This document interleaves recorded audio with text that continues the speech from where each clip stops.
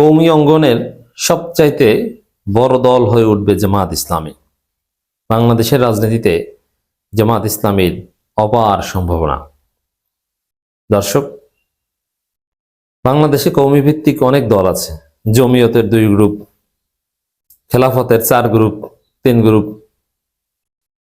Islamic ঐক্যজোটের অনেক group, আবার Charmonai semi কওমি, semi ইখওয়ানি, তবে ক্লোজ টু কওমি বলা যায়। এবং অনেক কওমি আলেম চরমোনাই করে, যেমন রেজাউল করিম আবরার, মিজানুর রহমান সাইদ, এরকম অনেকে আছেন। এই জায়গায় জামাত কিন্তু কোনো কওমি ভিত্তিক দল নয়, কওমি অঙ্গনের জনপ্রিয় দল নয়। কিছু লোক, কিছু কওমি আলেম ইদানিং দেখতে পাচ্ছি তারা জামাত করে, কিন্তু বিষয়টা ধীরে ধীরে এমন পর্যায়ে যাচ্ছে, যেভাবে চলছে তাতে অদূর ভবিষ্যতে কওমিদের মধ্যে কওমি অঙ্গনের সবচেয়ে বড় দল হবে জামাত ইসলামী। এখন আপনাকে যদি প্রশ্ন করা হয় যে কওমি অঙ্গনের সবচেয়ে বড় দল কি, এক একজন এক একটা বলবেন যে মামুনুল হকের দল, অথবা ওই জমিয়ত উলামা ইসলাম, বা যে কোনো একটা। এই তো। আর চরমোনাইকে ফুল কওমি কেউই বলেন না, কারণ চরমোনাইয়ের জনশক্তিদের বেশিরভাগই নন কওমি। এটা চরমোনাইয়ের একটা শ্রেষ্ঠত্ব, এটা তাদের দুর্বলতা নয়। কারণ কোনো একটা নির্দিষ্ট মাদ্রাসা, এই কওমি মানে এটা দারসে নিজামি, শুধু ওই মাদ্রাসা ভিত্তিক দল, এটা কখনো কোনো রাজনৈতিক দল হিসেবে সফল নয়। তো এই ক্ষেত্রে এটা চরমোনাইয়ের জন্য ভালো। যখন বলি চরমোনাই নিছক কওমি ভিত্তিক দল নয়, এটা চরমোনাইয়ের জন্য গর্বের বিষয়। কোনো একটা ভিত্তিক দল, ওটা কিন্তু দল, ওটা একটা দোকানের মতো। এই জায়গায় মামুনুল হকদের দল, ওটা আসলে ওইভাবে কোনো দলের মধ্যে পড়ে না, কারণ সাধারণ জনগণের মধ্যে ওই দলের তেমন কেউ নেই। তার চাইতে খেলাফত মজলিস আহমেদ আব্দুল কাদের বাচ্চুদেরটা মোটামুটি ঠিক আছে। এখানে কওমি নন কওমি 2 ধারারই আছে, বাট কওমি ডমিনেটেড।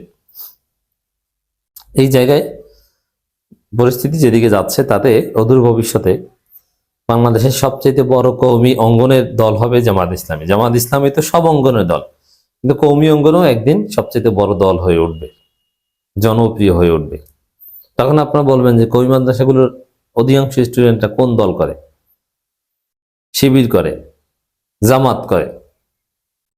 কওমি মাদ্রাসার মুহতামিমরা বেশিরভাগ কোন দল করে? জামাত।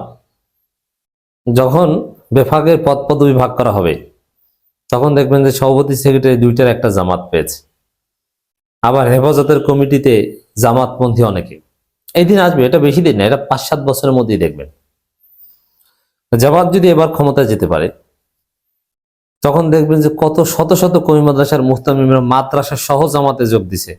আর কোনো একটা, যেমন আমি সরাসরি বলি, আলী হাসান ওসামা জামাতে যোগ দিয়েছে। তিনি যদি জামাত ইসলামীতে ইস্তেকামাত থাকেন, এবং তিনি থাকবেন এটা আমরা জানি, কারণ কি দেখেন, এখানে অনেক পয়সাপাতির বিষয় আছে। জামাতের মধ্যে এমনিতেই এই বিষয়ে জোরালো তৎপরতা আছে যে তাদের কওমি মাদ্রাসা তৈরি করা উচিত, কারণ বাংলাদেশে মূলত আলেম তৈরি করে কওমি মাদ্রাসা। কওমির যে সিলেবাস বা পড়ানোর যে সিস্টেম, তাদের যে ম্যাথোডোলজি, শুধু এই পদ্ধতিতেই বাংলাদেশে কেতাবি আলেম তৈরি হয়। অন্য পদ্ধতিতে আলেম তৈরি করা খুব কঠিন, খুব কম তৈরি হয়, 1000কে একজনও হয় না।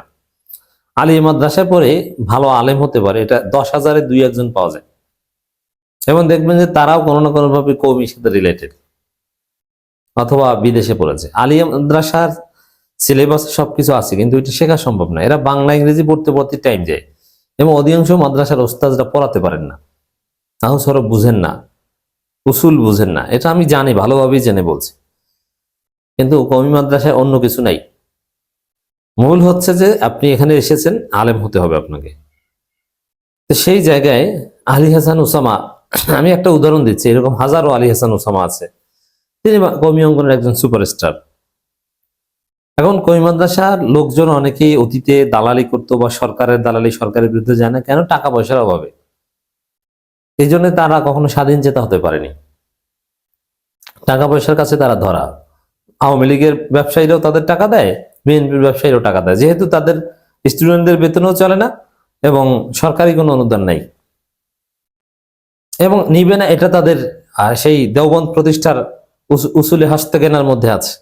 তারা জনগণের টাকায় চলবে, সরকারি অনুদান নিবে না।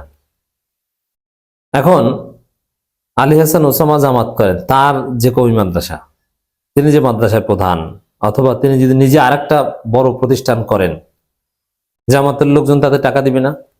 আমি নিজে দিব, আমি নিজে মোটা অঙ্কের টাকা দিব। আমি বললাম আপনি দিবেন, হাজারো মানুষ দিবে, ইউরোপ আমেরিকা থেকে জামাতের লোকজন দিবে, কারণ তারা চায় এরকম উন্নত মানের কওমি মাদ্রাসা হোক, যেখান থেকে জামাতপন্থী আলেম বের হবে। সোজা কথা, জামাতপন্থী আলেম তার জ্ঞান থাকবে এবং তিনি জামাতকে পছন্দ করবেন। এখন এখানে যেহেতু অর্থায়ন একটা বিষয়, আলী হাসান ওসামা যদি সুরম্য অট্টালিকায় দুই একটা মাদ্রাসা করতে পারে, আর ক্ষমতা আসলে ক্ষমতাসীনরা তো এমনিতেই সুযোগ সুবিধা দিতে পারে, দেখবেন যে কওমিতে জামাত বিপ্লব হবে। আর আলী হাসান ওসামা যদি কোনো বড় কওমি মাদ্রাসা প্রতিষ্ঠা করেন, আর সেখানে যদি জামাত অর্থায়ন করবে, এতে জামাতের সাংগঠনিক সিদ্ধান্ত লাগবে না। Ali Hasan Osama Facebook post দিলে আমি নিজেই টাকা পাঠিয়ে দেব, সহজ কথা। তিনি যদি বিরাট কোনো মাদ্রাসা করেন, তার সেই যোগ্যতা আছে, এই বয়সে তিনি যে যোগ্যতা অর্জন করেছেন, তিনি বাংলাদেশের অন্যতম শ্রেষ্ঠ কওমি মাদ্রাসা করতে পারেন বড়, সেখানে জামাতপন্থীদের ছেলে পান দিবে, স্টুডেন্টের অভাব হবে না এবং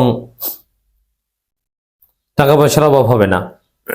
এবং তারপরে ওই মাদ্রাসায় তিনি জামাত করেন, তিনি রকুন হবেন, পড়াশোনা শুরু করেছেন, রিপোর্ট লেখা শুরু করেছেন, তাহলে তার মাদ্রাসায় কি শিবিরের কার্যক্রম চলবে না? চলবে। অন্যান্য ইসলামী সংগঠনের কার্যক্রম চলতে পারলে শিবিরের কার্যক্রম চলবে। হাজার হাজার কওমি আলেম বের হবে জামাত থেকে। এরকম জাস্ট কয়েকটা স্টার্ট করতে পারলে, আমি আলী হাসান ওসামাকে আহ্বান জানাই, আমার এই আলোচনা যদি কোনোভাবে আপনার কাছে যায়, আপনি উদ্যোগ নেন সাহস করে। বাংলাদেশের যে কোনো প্রান্তে আপনি একদম বড় পটিয়া, হাটাজারি টাইপের, লালবাগ টাইপের বিরাট কওমি মাদ্রাসা কায়েম করবেন, যত কোটি টাকা লাগে। আপনি জাস্ট ফেসবুকে ক্রাউড ফান্ডিং করবেন, জামাতপন্থীরা আপনাকে টাকা দিবে, স্টুডেন্ট আপনি অটো পেয়ে যাবেন। কারণ এই জায়গায় জামাতের ঘাটতি আছে, সেটা আপনি পূরণ করেন, ওটা দেখে আরো অনেকে এগিয়ে আসবে। তারপরে দেখবেন যে কওমি মাদ্রাসা মানে জামাত অধ্যুষিত মাদ্রাসা, কওমি জগৎ মানে জামাতি জগৎ। আমি পরিস্থিতি এভাবেই দেখতে পাচ্ছি। কারণ জামাতের যেসব বিষয় নিয়ে প্রশ্ন তোলা হতো, ওগুলো এখন অপ্রাসঙ্গিক হয়ে গেছে। এখন বিশেষ করে চরমোনাই জামাতের সাথে যে কয় মাস পথ চলেছে, যতটুকু জোর ছিল, তাতেই জামাতকে গালি দেওয়া, জামাতকে মধুদিবাদী বলা, অমুক তমুক, এগুলোর গ্রাউন্ড নষ্ট হয়ে গেছে। এগুলো আর বলতে পারবে না, এগুলো বললেও এর কোনো প্রভাব থাকবে না। একই সাথে রাজনীতিতে এখন দেখেন তো, জামাত ক্ষমতার কাছাকাছি এসেছে, তাদের বিরুদ্ধে এরকম ফতোয়াবাজি আছে, বা ফতোয়া দিলেও ওটার কোনো তাসির আছে। মাঝে মাঝে তো মহিবুল্লাহ বাবু সিটি হুজুর অনেক কিছু বলেন, কিন্তু কোনো তাসির, কোনো প্রভাব আপনারা দেখেন না, দেখবেন না, নাই, থাকবে না। অন্য 10টা কওমি ভিত্তিক দলের মতো জামাত একটা দলে পরিণত হবে। তো অতি শীঘ্রই দেখবেন কওমিদের মধ্যে সবচেয়ে বড় দল হয়ে উঠবে জামাত। আলী হাসান ওসামা একটা সাক্ষাৎকারে এই কথাই বলেছেন, বাংলাদেশে ইসলামী রাজনীতি অঙ্গনে সবচেয়ে সম্ভাবনাময় নাম জামাত ইসলামী, এটাই সত্য।